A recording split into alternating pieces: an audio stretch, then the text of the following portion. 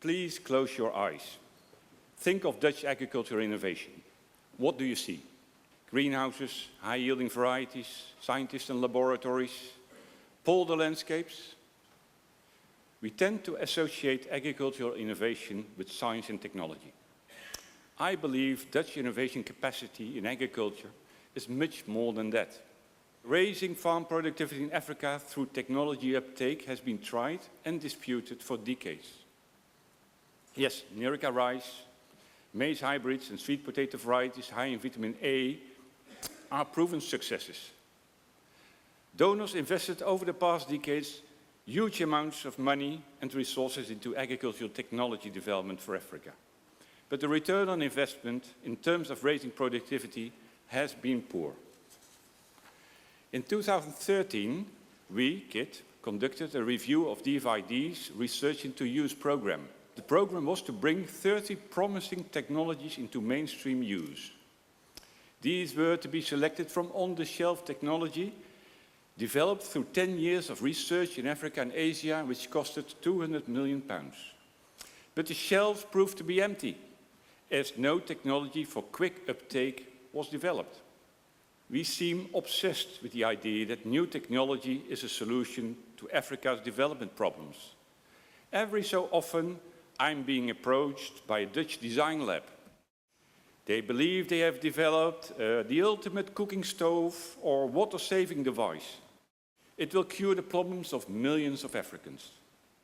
In reality, these novelties end piled up in stores in Delft and Eindhoven, or are pushed into the African market with large amounts of public subsidy. Though these technologies seem brilliant innovations, they do not fit the context of the end users, who cannot afford them or not see their relevance. Successful innovation does not follow a linear approach. Technology cannot simply be pushed through the funnel towards the end consumers. True innovation takes place in context, in cooperation with key actors on a true demand or needs basis. Dutch agriculture developed exponentially in the first half of the 20th century. The use of fertilizers and chemical crop protection measures helped a lot, we all know that.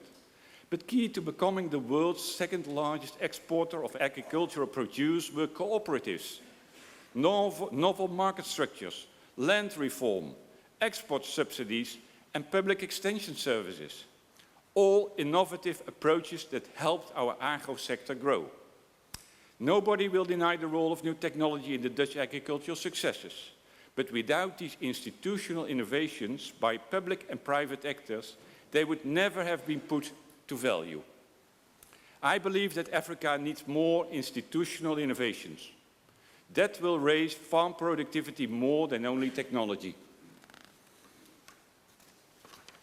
The shelves of African research institutes are overloaded with technologies that have not been taken up by farmers.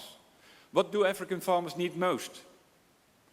Rural finance, farmer organization, well-functioning markets and access to information. Social and economic innovations are well mastered by the Dutch. I believe it is due time that we revalue our innovation capacity in these areas and recognize them as Dutch agricultural innovation. Please close your eyes again. Think of water management boards in Bangladesh, land rights reforms in Burundi, and farmer cooperatives in South Africa. How can Dutch social and economic innovation capacity be of value to governments, companies, and civil society in emerging economies? How do we assist financial institutions in Africa develop innovative rural finance for smallholder producers?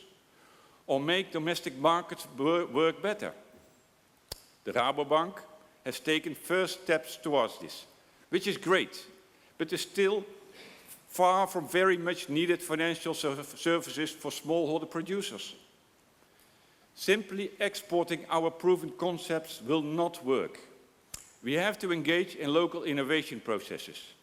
That raises questions about our ability as Western organizations to purposefully interact with national stakeholders in emerging economies. it requires a very different form of engagement than we were used to in the era of donor aid. What if national governments keep on underspending on agricultural development budgets? Or power structures in research systems hamper their performance? Old habits constrain women from fully participating in economic processes. We know what to do, but how to do it is for many Western donors and companies a big question mark. This brings me to my final statement. Strengthening Africa's institutions will boost agricultural productivity more than generating more new technology. Dutch innovation capacity can be of value, but we have to find new ways to share knowledge and work together on social and economic innovation. Thank you very much.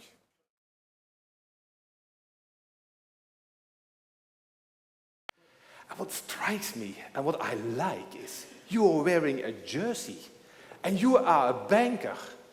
I thought you would come in a nice suit, but that's very, very good. Is the Rabobank changing into an NGO? Well, the Rabobank is a cooperative, so we don't have shareholders, so that's always very good. But actually, what you didn't say about my bio is that I'm born and raised in Brazil. Yes. And I come from, well, I'm a farmer myself there also, and in the Netherlands, it's cold for me. It's cold for you. So, yes, so I like the warm weather, so yes, so, but that's me, yeah, yes. But to be very honest, no, Rabobank is not an NGO. On the contrary, we are a bank, but the bank which try to get two things together. Mm-hmm. One thing that are economically viable and socially relevant. Yeah. And in my view, and as you said, Hans, if we're going to need, and I thought it was 9 billion people, but already hearing 11 billion people, if we are going to have to feed 11 billion people, we really will have to change our ways. And we have, and as in the presentation was given, we have to create enabling factors so that all farmers, not only the smallholder farmer, all farmers will be able to produce, because we really will have a very, very common challenge as humanity to feed us all. So I thank you for having us here and that we can debate about this. Thank you very much. Mr. Walter van Keuyen, he said the SDGs are, the concept of SDGs are SDGs and the hearts and minds now of the board of Philips. Are the SDGs very important for Rabobank too? I think so. Well, the SDGs, we are very much participating in them. We really are trying to make an impact there. The thing is, we are now on the concept level. Mm-hmm. Now we have to implement the SDGs. Mm-hmm. And when you start, and that's what's happened now in Davos, when you go by one and look what you have to do to get there, it's quite a challenge. Mm-hmm. And I think we will have to come together, and we will certainly give our participation also as Rabobank, is that we will look at which one you really can add value in delivering. That's right. Because there are too many. Yeah. And for instance, I will give I think it's 12.1, waste. We all, as we are sitting here, we can reduce our waste at home. But before we go into the SDGs themselves, very nice. I want you to give a small response of about 1 minute to the speech of Mr. Bart de Steenhuijsen Piters. But we can continue with you. What did you think of his speech? Well, what's very clear for me in his speech, what I like from the speech is clearly saying it's not technology. Actually, it's not the quality of the land, neither climate, that's going to give productivity. It's what are the enabling factors you're creating. And we think that we have to look at the whole value chain of any production so that you can make sure that all the enabling factors are there to be successful. So there's no reason why to plant corn if you don't have a market for your corn. Mm-hmm. It's the same for coffee and all those other products. So our responsibility as society, as we go there, is to create those value chains as enabling factor. And we will have to use technology and innovation to make these value chains very efficient. We as Rabobank, we use the cooperative model to be able to create this value chain. So yes, I fully agree that it's not only technology. Today, Africa produces on average 2 tons per hectare, right? And we in Europe use 10 tons per hectare. So even if you use low technology or medium technology and you increase productivity from 2 to 4 or to 5 tons per hectare, we're already going to have a great let's say, gain in productivity. So yes, that would be my comment. So Yeah. let's focus on the right things. Yes, thank you. Fresco, up to you, the response of 1 minute. So Bart was my PhD student, Aha. and we spent quite some time in the Cameroon together. So I'm allowed to say positive and negative things as your former supervisor. As he knows me, he will not sort of get across with me. I think, yes, I fully agree. It's about institutions, it's about an integrated approach. But what I'm worried about is if we give the suggestion that it's only about incremental approaches, it's only about making small steps. It is true, if we just apply what we know, for example, in Africa or in rural Asia, we can make an enormous step forward. To give you an idea, the yields of crops in China, for example, rice, are about 40% below those of the US, but yields in India are 40% below those in China. In Africa, we have 3% of the area that's irrigated as opposed to China, where we have 40% of the arable land. So there's a lot of scope just doing the things we do.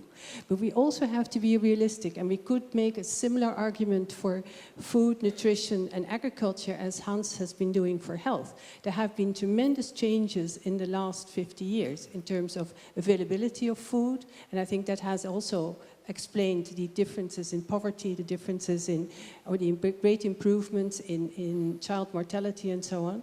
What we now need is to look at what is the places where we can have a jump start. Forget not, for example, that the mobile phone in its use of a source of information was pioneered in Africa, in rural Africa, rather than just in Western countries. There is a lot of technology that is not scale dependent. So it's not to say that technology is always about big farms and getting big entrepreneurs and lots of money. There are lots of small things we can do to improve the quality of small farmers. At the same time, Hans's data show that we are going to have a major problem in terms of labor. There will not just be enough farmers to feed these booming cities. So what does that mean? Labor productivity increase. We need to get more out of each farmer. It also means one other thing. Being a farmer is not very attractive. It's not the option. Yes, if you are a big farmer with a lot of money, it may be attractive. But there is an option. Down somewhere here, yeah? I think. No, but it's very important. So of the 500 million small farmers in the world today, not all of their children will be farmers. Farmers will need to make the move, especially in Africa, to become entrepreneurs, to gain a sufficient living and to feed the cities. And for that, technology is required. Not big tractors necessarily, but modern technology, biological, genetic, engineering technology, that can only get there if indeed we have the funding.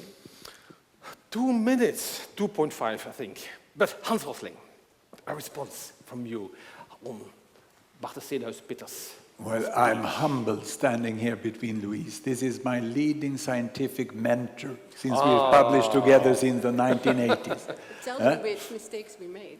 No. Those were done by me. And also being a specialist in public health, standing in an agricultural panel. The reason is that I've done my research in very remote rural parts of Africa, where it has been the collapsing farming and food system that caused the diseases.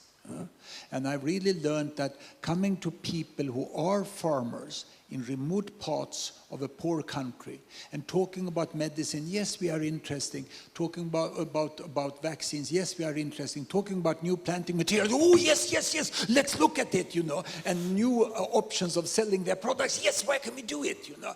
That is life or death, is the productivity in agriculture. That's what I learned, the works we did in Congo, in Bandundu region, southern Bandundu region. An institutional improvement such as the corrupted political leader allowing more than one lorry coming to the village to buy the food. Imagine, you talk about value chain, I like that word, but especially, you know, when this remote corner of a district where there's no road, you know, there's no value left for the prime producer there. They can almost not sell anything. You know. That's my concern, what I can contribute, because I've done that geographically, strangely enough, you know, in very remote part of rural Africa. And there is a risk that we leave those corners in misery. with very low productivity, with very diseased planting material, with small options to sell, and they will continue to give birth to 5 children on average, and 1 will die and 4 will replace them, and the population will double in 25 years, and we keep having misery out in the periphery. It's very important to be decisive and include them. And I can't think about any better agriculture innovation there than roads and Chinese motorbikes. Roads and Chinese motorbikes. Before we continue, thank you very much. Can I offer you some water? Yeah, you don't have any water, I'm sorry, but you will have beer afterwards. But I can give some water to our panelists. Yes, you also exemplify how much time women in remote rural areas may spend in going and fetching water, you know? Just cutting that down This is in faster, some way. isn't it? Yeah. Yes, cutting that down also. You know, remote areas means lot of low productivity work, as you say, very low productivity works. Yeah. And that needs to be improved. Otherwise, people never get out of extreme poverty. The point, Hans, I think, is how do we balance investing in those most remote, marginal areas, low productivity, with the immediate need of already feeding the cities at food prices that are affordable also for the urban poor. This is a very complex dilemma. We cannot put all our resources on the poorest and the most marginal, because in 20 years' time they will be our demographic problem. We also have a real urgency in investing in land productivity in areas closer to the cities. Otherwise we run into another problem, you see? But this is a very interesting point. I want you to continue on this one. Should we target solely on the poorest of the poor, from humanitarian point of view, for instance? Or should we target on perhaps some people a bit more above to raise their productivity? Yeah, of course, we should do both, sure. But still, I think there is a small gap. At least we should between you. understand that extreme rural poverty is not due to climate change. This climate reduction have to stop. It has been stupid now. The Paris Agreement is agreed. Now we have to look into phase. In the short-term period, climate change is a problem, but marginal in Africa. There are other things which are much bigger. It has to be said clearly. Weather fluctuations are a problem. So seasonal fluctuations are a problem for small farmers because they don't have a buffer and their soils are usually poor. So we need, for example, to invest in plant varieties that are more tolerant to drought, which is an easy thing for which we need modern science, but it's there, and we have lots of African scientists. I mean, Wageningen alone trained more than 1,200 African PhDs in agricultural science. So we have already a body of people there. But often, indeed, due to the institutions, Bart and so on, they're sitting in the Ministry of Agriculture in the capital, and they have no money and no motorbike to go out and actually talk to the farmers. That's a real problem. Okay, but I think you should separate the ideas. First, one answer on that idea that reducing climate change is unnecessary. I didn't say that. No. I said you have to think carefully. Yeah. Climate change is a very dangerous issue in the long term. It will have impact according to the whole world. But talking about this as the climate weather fluctuation is terrible in marginal land, and so it has been for 50, 100 years, you know. But that the climate change over the next 10 to 15 years is a major issue for poor farmers in Africa. No, it's not.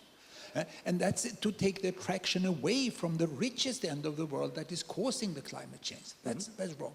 And also solar panel won't solve their problems. It's much more concrete. Yeah.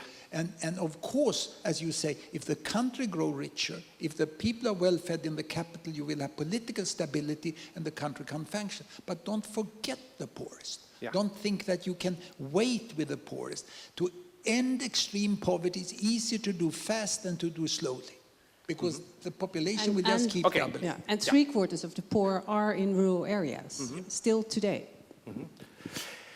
Another point of view of Bart de Steenhuijsen Piters was, he said, technological innovations from the West are piling up in stores, in sheds somewhere, because they are not have access to the market. I think a lot of innovations are coming from universities like Wageningen University. So how is it possible that so many innovations run dry and don't have the impact that is meant? Well, innovations don't start or exist in isolation. I'm not aware of a warehouse somewhere where we have innovations sitting on the shelf. Of course, I mean, that's there's a lot of the narrative. there are lots of good varieties of plant materials, ways of treating animals and animal diseases that we have. The reason why they're not applied has to do with all these institutional factors. Farmers don't have the access to credit, there are no roads, there is no water to water the plants, the pharmaceutical industry is not there to sell the treatment, the veterinary treatment, and so on and so forth. So it's very clear that you have to have a number of conditions together. And it's not, you can't blame the technology, you can't blame a way of treating an animal as being on the shelf because other things don't work. However, I oppose the idea that everything should be perfect and right institutionally before you can have change. That is not true. There are amazing things happening right now in Africa where actually entrepreneurship, so people finding opportunities, occasions, is actually developing very fast. Look at Ethiopia, which used to be one of the basket cases. Well, it's amazing what's happening in Ethiopia. It's actually also Bill and Melinda Gates who've helped really moving rural development forward there. So things can happen. And like in the Netherlands, things were not ideal 100 years ago, not at all institutionally, but we have moved forward. The key to all this is some form of political stability. If countries are unstable, I mean, look at where the poverty and the hunger are now in Africa. It's in all the areas of civil unrest, the Horn of Africa, the Great Lakes, the Congo, and so on. The rest is moving up, and it will move up in your statistics in terms of food availability as well. Barry, I think you want to add something Well, to say something? Look, the way we look at it at Rabobank is that we can, as a bank, create one of the very important enabling factors, which is access to credit. But the key issue here is that just giving money is not going to be enough. You need to prepare a structure to be able to finance. So what we do, and we already do it for more than 40 years through Rabobank Foundation, is that we first look at how can we establish a cooperative. Under that cooperative, you have farmers. Okay, but in that cooperative, you can capacitate people with technology, with knowledge, but also with financial knowledge. Because if you want to finance somebody, you need to be able to look at the budget. You need to look at cash flows. You need to do a lot of things. So from us, that's very important. But at the other side, what we also do is that you can have a cooperative, but the other side, you need also a banker that understands the cooperative, so he can also look at that business plan and finance that business plan. And therefore, we have Rabo Development, where we invest in banks in most poor countries, so that we can do not only the financial inclusion, but also have bankers that can understand those farmers, can just look at the budget, can look at the cash flow, understand the risks at the rural area. Because let's not forget, farming, I always say farming is actually a risk management game. Because you have climate, you have price, it might not grow, plague is coming in, and all those things. So you need to have somebody who understands this. So that's the role we think we as Rabobank, with our history in the Netherlands, 110 years of actually financing the agriculture sector, that we can really make the difference. Today we already reach more than 2 million farmers in Africa and South America, which is a lot. But we can do much more, and we need to do much more. So that's the commitment we have. Okay, but how does it work? Again, practically, here in the Netherlands, the farmers themselves started a cooperative, and I suppose then the bank came. The cooperative was there first, wasn't it? But how does it work in Africa? That's more important. You invest in a bank, and then you're going to talk to the farmers and say you should establish a cooperative, or is a cooperative there already? Are you going to facilitate them and help them? Well, we separated both. Okay. So we have the Rabo Foundation that looks at organizations of farmers, and they try to organize them. And with a lot of NGOs, we also work together, and that's very important. What you're basically trying to do is to get the poorest of the poorest economically viable. Okay. Because let's be very honest, if you are a farmer, you want to have a good livelihood. You want to increase your cash flow. You want your kids to stay on farm. You don't want them to go to the poverty of the urban areas. That's what you want. And the foundation starts with and sensitizing then we have these a farmers. different way, which is the development, where we try to capacitate organizations to understand what rural financing is. Okay. So that's another way that we call Rabo Development. And we already invested in 12 countries, in very difficult countries. So that's really development. We have Henk here, which is leading Rabo Development. And so let's say I think in 2005, we bought a small bank in Tanzania. And this bank we really pushed it to go to rural areas, and today it's already the biggest bank there, or one of the biggest banks. But it's really focused on getting deposits in the big cities, and what really the most banks do also in the Netherlands, you get deposits in the cities, and you use them, transform them, and try to make investment in rural areas. And that model we are trying to copy in all those other countries so that we can have an impact. It's not easy. It's not easy. Because as you said, institutions are not there. So you have to start from zero. You have to organize, let's say the dairy. They have one cow. This cow is only a Zebu cow. It only produces 3 liter milk. Then you get diffusion on it, so you get 6 liters. So you get more milk. So you have to have the factory, the milk processing factory. So how do you finance the cooperative so that they can have a share there? And now you go. So once you do that, and you have to do it once every time, it's very complicated, and that's what we do. Okay. Today we run live 200 projects as Rabobank. So that's a lot. How many? 200. 200. Okay. Yeah. There is not one Africa. There's such a diversity in Africa between countries and within countries. And as Louise says, you cannot just solve this situation. Remember my little map. There was a river there with fertile land. There you can have a large-scale farming with high productivity. Along the road you can have forestry mixed with farming. The remote areas have to have their solutions. You know, we go as tourists to Thailand, not to Asia. We can't go think Africa as a whole, because the solution is by understanding context and have context specific. And remember also the difference between countries are considerable in Africa. Some have political stability and institutions are moving forward. Otherwise are headaches, you know, that those who are still in terrible conflict situation or post-conflict situation. And that has to be recognized very much. Yeah. So what you said, what we need is tarmac roads and Chinese motorbikes. That was a kind of a joke. There's more. I mean, There's more. I'm very much in favor of just looking at the soil fertility issue in Africa. It's probably the single most easy problem that we can solve. The soil fertilities in Africa are very low, with a few exceptions. Again, you know, going into the details, you have a few volcanic areas, a few floodplains that are okay. Most of Africa's soils are extremely old, extremely weathered, very low quantities of nitrogen and so on.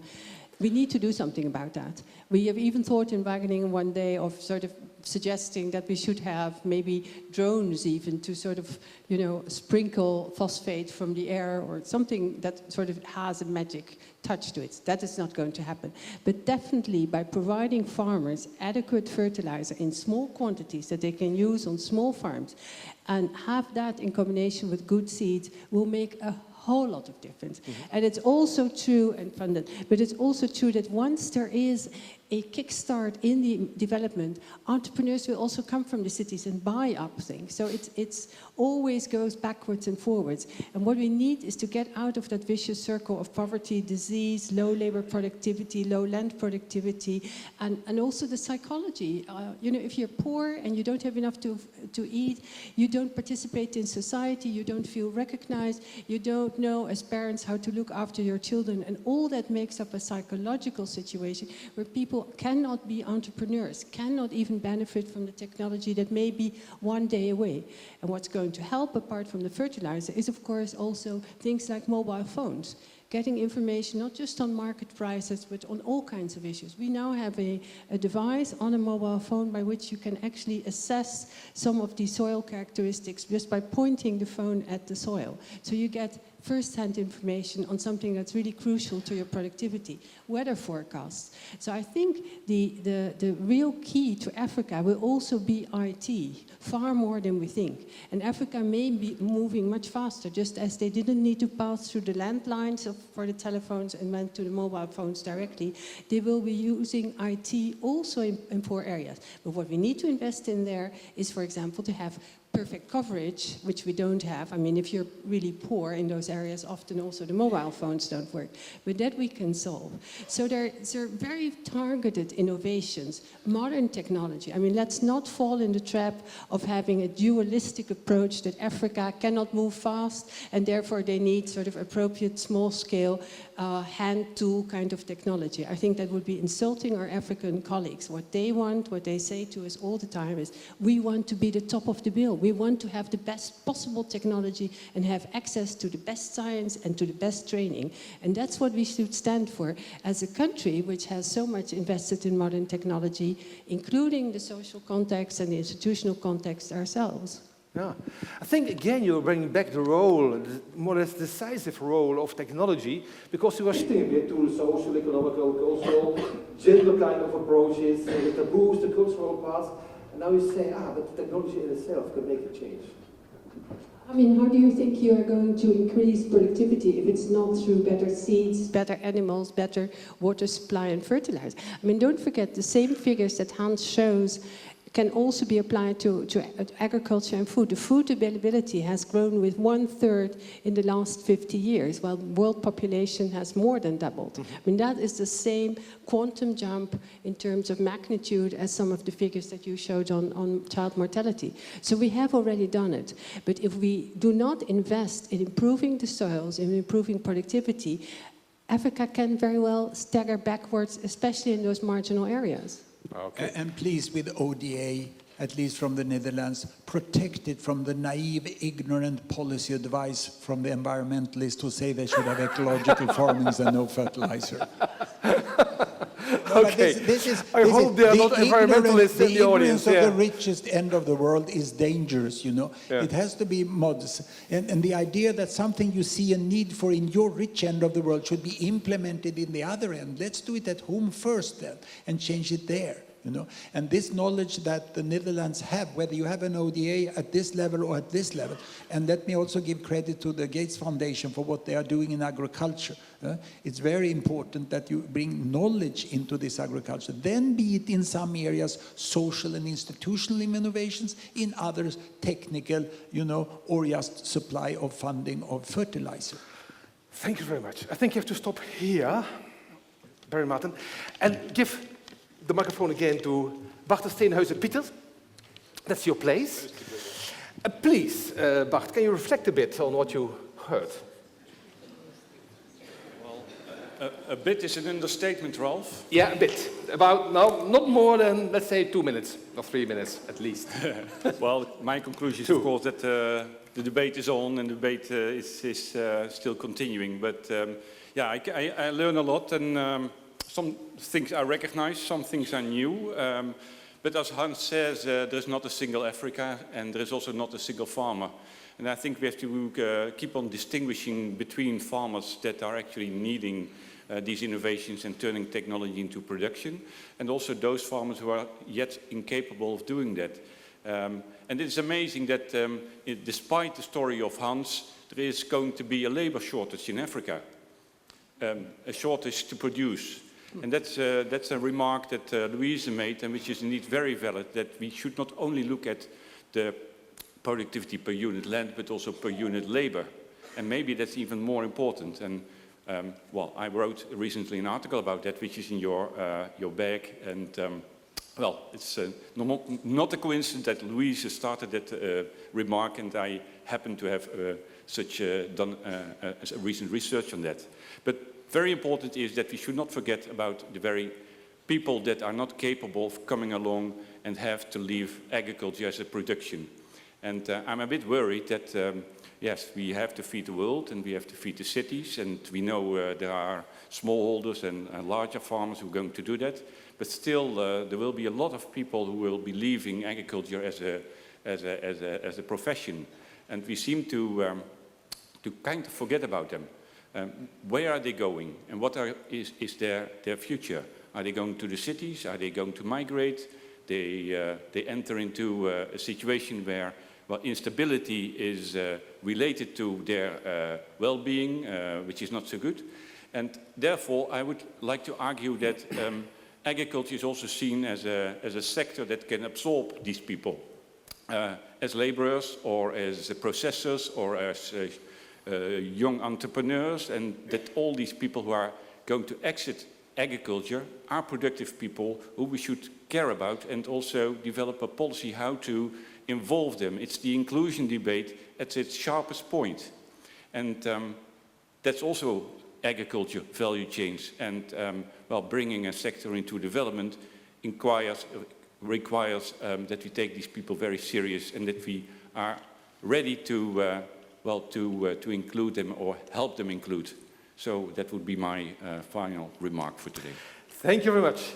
We're going to close down this session. And then we're going to wait for Mr. Bill Gates. A selfie first. Huh? Oh, a selfie! Or shall I make a picture of you? No, a selfie is nice. He's a young man.